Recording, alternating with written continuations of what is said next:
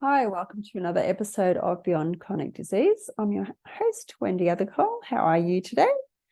So you would have seen that or heard that I've been doing podcasts every week, and today is another one. I've actually done a podcast on this with my Pilates teacher, Danita Morris. It was number 27, and it is all about breathing. So breathing is, well, it's very important for us. If we don't breathe, we die. That's a simple fact. And there's a lot of scientific evidence around everything that I talk about. And I just choose to talk about from my perspective, people's perspectives that I have been in contact with and how things have affected them in their life and so forth. So this is a really simple analogy on how to breathe. Now, I have done another podcast too on are you a nose breather or a mouth breather? And there's different scientific reasons for why one may be better than another. And there's a book out there that I advocate, Breath, I think it's called. I forget the author now, but I've got a podcast, look at the podcast, it's all on there. And, talk about, what's good about nose breathing and how it affects you and what can be damaging with mouth breathing and so forth. And anyway, I'm not going to go into all of that again because I've already done that.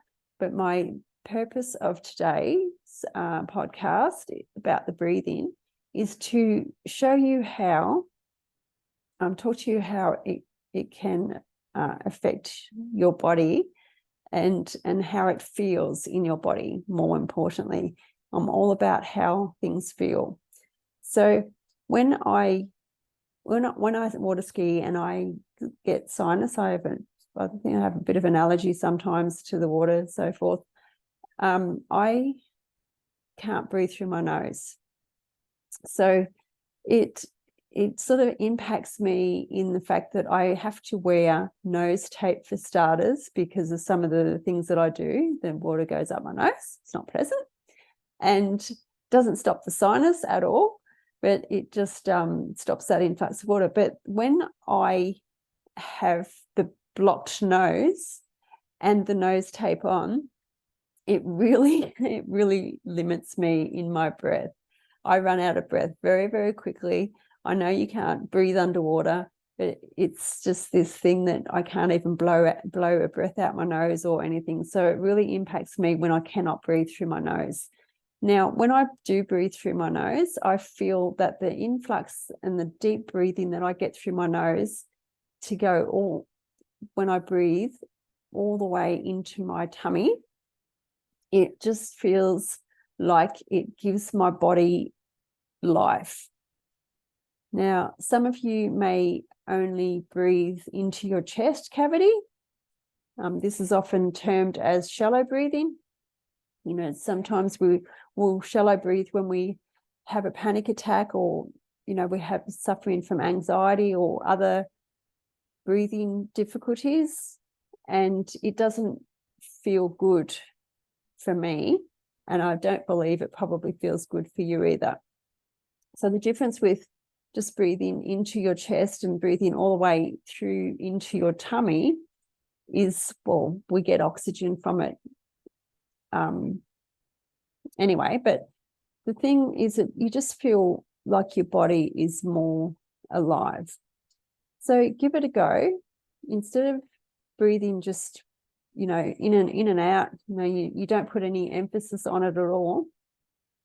Sit down and just breathe into your tummy, really deep down into your ab muscles, and just see how it overall affects your body.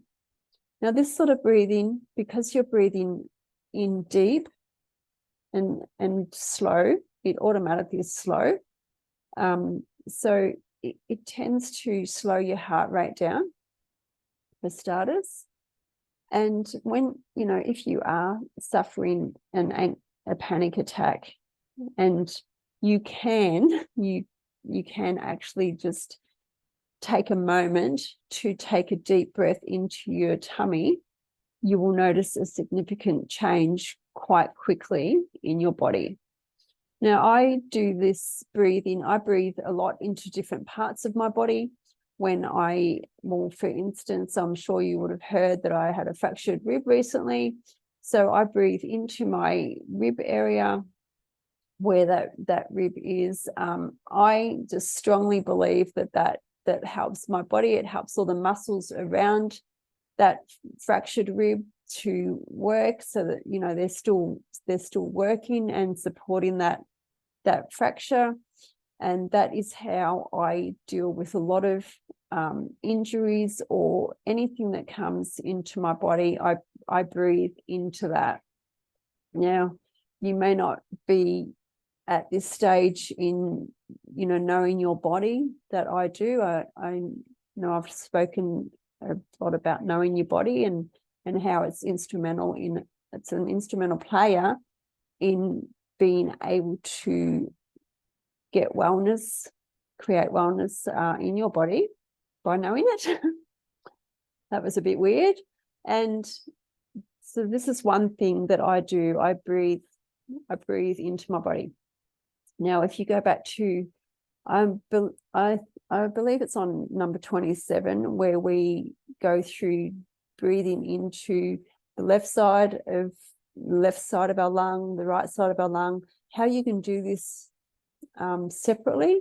You don't have to breathe in both, like expand both lungs at the same time. And when you get really good with being able to breathe into different areas of your body, it really enables your body again just to come alive, to feel fresh, I don't know, it's very difficult to explain in terms of in words. It's difficult to know the words, because it's just that feeling that you get. So if you've got an injury at the moment, or something that's going on in your body, and even, you know, especially if you're, you know, a little bit of heightened anxiety, or you've got a little bit of nervousness or fear, just breathe into that part of your body that is that emotion is coming through at. So, you know, sometimes I can feel a little bit of, in my heart space, a little bit of emotion coming through from something there. So I just put my hand on my heart and just take a few deep, slow breaths into that. And it's amazing how much better it makes you feel. Now, I'm not telling you that this is going to heal everything that's going on with you. It's far from that. This is another advice that I use to create wellness in areas of my body. And at the moment, I've been doing a lot of the deep breathing in the last, you know, week or so. I mean, I do it often, but in the last week or so, I've been doing a lot more.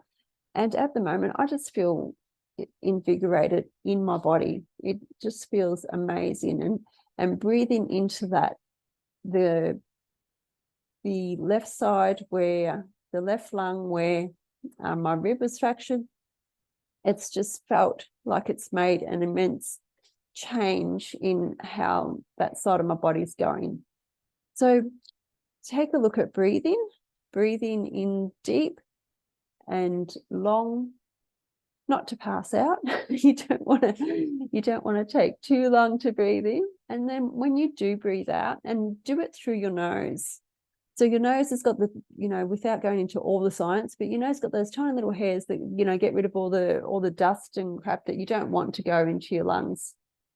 And have a little bit of a play with this. Like, take some breaths in through your nose and out through your nose, and just do it long and slow. And just breathe into your tummy, into your belly button. And I find the easiest way to actually get the breath all the way to where you want it is just place your hand on the point where you want your breath to go, especially if you're new to this. So breathe in through your nose and out through your nose to start with, and then breathe in through your mouth and out through your mouth. And you notice the difference for yourself, because until you do it, you don't know. And it doesn't matter how much science is out there about it. Like I said, until you do it, you won't know. You won't know how it feels. You won't know how it impacts your body. So take a look at breathing.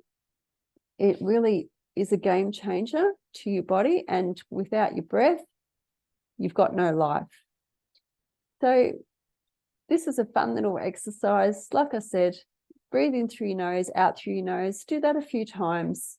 Do it through your mouth and see where you're at with that. And then if you want to look into it further, look into the book called Breath and go back to all the other podcasts that I have about that.